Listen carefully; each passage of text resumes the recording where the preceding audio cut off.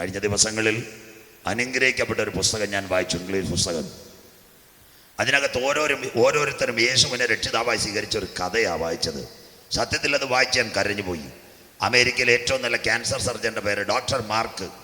അദ്ദേഹം ഭയങ്കര തലയ്ക്ക് ബുദ്ധിയുള്ള നല്ല ഏറ്റവും ക്യാൻസറിൻ്റെ ഓൺകോളജി വിദഗ്ധൻ, പക്ഷേ നിരീശ്വരവാദി. അദ്ദേഹം അമേരിക്കയിലെ ഒരു സ്റ്റേറ്റിൽ നിന്ന് മറ്റൊരു സ്റ്റേറ്റിലേക്ക് പോകുവാൻ വിമാനം ആവശ്യമാണ്. ഇവിടുത്തെ കണക്ക് ബസ്സും കാറുമില്ല. അദ്ദേഹത്തിന് മറ്റൊരു സ്ഥലത്ത് ഒരു കോൺഫറൻസിൽ പങ്കെടുക്കണം. ഒരു 3 മണിയായപ്പോൾ എയർപോർട്ടിൽ ചെന്നപ്പോൾ പ്ലെയിൻ ക്യാൻസൽ. എയർപോർട്ടുകാർ പറഞ്ഞു മുഴുവൻ കാറ്റും മഴയ, ഒറ്റ വിമാനവും പോകത്തില്ല. അദ്ദേഹം പറഞ്ഞു എനിക്ക് അടുത്ത സ്റ്റേറ്റിൽ പോകണം. ആ എയർപോർട്ട് ജോലിയുള്ളവർ പറഞ്ഞു വിമാനം വഴി പോകാൻ പറ്റത്തില്ല, സാറ് പുറത്തു പോയി റെൻ്റേക്കാരെടുത്ത് തന്നെ ഡ്രൈവ് ചെയ്താൽ 13 മണിക്കൂറുണ്ട് അടുത്ത സ്റ്റേറ്റിലെത്തും. ഇദ്ദേഹം വളരെ ധൃതിയുള്ള വ്യക്തിയാണ്. നേരെ പുറത്ത് ചെന്നു, കാശ് കൊടുത്ത് റെൻ്റേക്കാരെടുത്തു. ഡ്രൈവറില്ല, 10-13 മണിക്കൂർ ഓടണം ഈ സംസ്ഥാനം കഴിഞ്ഞ് അടുത്ത അതിർത്തിയിലെത്താൻ.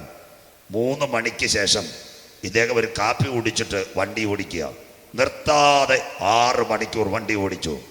ഈ സ്റ്റേറ്റ് കടന്നെത്താറാകുമ്പോൾ, ബോർഡർ എത്താകുമ്പോൾ പെരുമഴ, ഭയങ്കരമായ കാറ്റ്, കാറിൻ്റെ ഗ്ലാസ്സിലെല്ലാം വെള്ളം വീഴുക. ഈ മനുഷ്യൻ കിടുകിട വിറയ്ക്കുകയാണ്. എങ്ങനെയെങ്കിലും വണ്ടി ഒന്ന് ഒതുക്കണം. ഒരു നല്ല റോഡിൻ്റെ പാതയിൽ ചെല്ലുമ്പോൾ ഒരു വീടിൻ്റെ മുൻപിൽ ഈ കാർ ഒതുങ്ങി. അദ്ദേഹം വിചാരിച്ചു ഈ വീട്ടിൽ കയറി ഒരു ഗ്ലാസ് വെള്ളം കുടിച്ചിട്ട് തണുപ്പൊന്ന് മാറിയിട്ട് പോകാം. അവിടെ ചെന്ന് കോളിംഗ് ബെല്ലടിച്ചു. കോളിംഗ് ബെല്ലടിച്ചപ്പോൾ ഒരു സഹോദരി കതക് തുറന്നു. അവർ ചോദിച്ചു എന്താ വേണ്ടത്? അദ്ദേഹം പറഞ്ഞു എൻ്റെ പേര് മാർക്ക്, ഡോക്ടർ എന്ന് പറഞ്ഞില്ല, ഞാൻ ദീർഘദൂരം ഒരു യാത്ര ചെയ്യാം, ഭയങ്കര തണുപ്പും പറയലും, എനിക്ക് ദയവ് ചെയ്ത് സഹോദരി ഒരു ഗ്ലാസ് കാപ്പി ഇട്ട് തരണം. ആ സഹോദരി പറഞ്ഞു അവിടെ ഇരിക്കാൻ പറഞ്ഞു. പെട്ടെന്ന് ഇവർ അടുക്കളയിലേക്ക് പോയി, കാപ്പി ഇട്ടു. കാപ്പി ഇടുന്നതിൻ്റെ ഇടയ്ക്ക്, വെള്ളം തിളയ്ക്കുന്നതിൻ്റെ ഇടയ്ക്ക് 2 പ്രാവശ്യം ഡോക്ടർ ഇരിക്കുന്ന മെയിൻ റൂമിൻ്റെ അകത്തൂടെ കൊച്ചു റൂമിലേക്ക് പോയി. അവിടെ തൊട്ടിൽ കിടക്കുന്ന ഒരു കൊച്ച് പ്രാർത്ഥിക്കുക.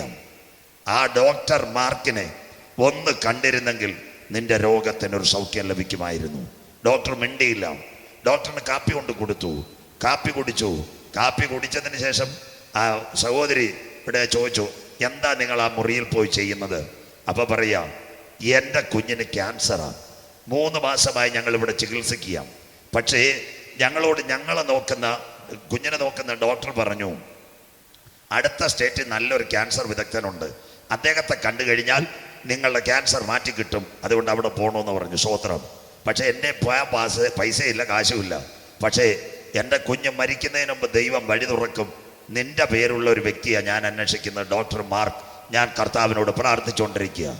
കാപ്പി കുടിച്ച മനുഷ്യൻ അവിടെ ഇരുന്ന് മുട്ടുമടക്കിയിട്ട് ആ സഹോദരിയോട് പറഞ്ഞു നീ അന്വേഷിക്കുന്ന ഡോക്ടർ മാർക്ക നിന്റെ മുമ്പിൽ നിൽക്കുന്നത്. സ്വോത്രം. ആ സഹോദരി പറഞ്ഞതാ കഴിഞ്ഞ 3 മാസമായി ഈ ഞങ്ങളുടെ ഡോക്ടർ പറഞ്ഞതനുസരിച്ച് മുട്ടുമടക്കി പ്രാർത്ഥിക്കുക. ആ മനുഷ്യൻ അവിടെ ഇരുന്ന് പറഞ്ഞതാ ഞാൻ എയർപോർട്ടിൽ വന്നപ്പോൾ എൻ്റെ വിമാനം മുടങ്ങിയത് 6 മണിക്കൂർ സംസ്ഥാനത്തിൻ്റെ അതിർത്തി വിട്ട് നിന്റെ വീട്ടിൻ്റെ മുൻപിൽ എൻ്റെ കാർ നിർത്തിയത് നിന്റെ കണ്ണുനീരിൻ്റെ മറുപടിക്ക് ജീവിക്കുന്ന ഒരു ദൈവം എന്നെ അവിടെ കൊണ്ടെത്തിച്ചെങ്കിൽ ബൈബിള് തരാൻ പറഞ്ഞു. അന്ന് രാത്രി അമേരിക്കയിലെ ഏറ്റവും വലിയ ക്യാൻസർ സയന്റിസ്റ്റായ ഡോക്ടർ മാർക്ക് കർത്താവിന് യേശുവിൻ രക്ഷിതാവുമായി സ്വീകരിച്ചു. ഇന്ന് രാത്രി ആ ഡോക്ടർ മാർക്ക് ആ കാറിനകത്ത് ആ കുഞ്ഞിനെ കൊണ്ടുപോയി. ആ കുഞ്ഞ് രക്ഷപ്പെട്ടു, ഇന്നും ജീവിക്കുന്നെങ്കിൽ ഇന്ന് രാത്രി പ്രാർത്ഥന കേൾക്കുന്ന ഒരു ദൈവം, നിരീശ്വരവാദിയെ സത്യവചനത്തിലേക്ക് കൊണ്ടുവരുവാൻ കരുത്തുറ്റ ദൈവം ഇന്ന് രാത്രി നിന്റെ കണ്ണുനീരിനെ മാനിക്കുന്ന ഒരു